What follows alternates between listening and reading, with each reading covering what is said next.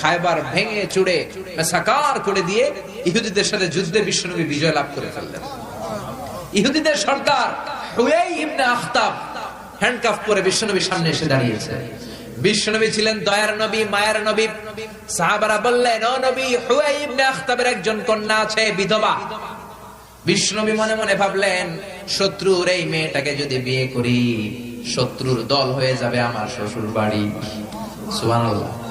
ইহুদিদের বিশাল এই গোত্র, এই মেয়েটার আমি বিয়ে করলে এই দুর্গের লোকেরা হবে আমার শ্বশুর বাড়ি। বিশ্বনবী প্রস্তাব দিলেন, তুমি আমার সাথে বিয়েতে রাজি আছো কিনা? সাফিয়া নামক ওই মহিলা রাজি হয়ে গেলেন। বিশ্বনবী বিয়ে করলেন। ইহুদিরা কয়, হায় হায়, এতদিন মুহাম্মাদের সাথে মারামারি করতাম, এখন মুহাম্মদ হইছে আমগো বেয়াই। কি হইছে?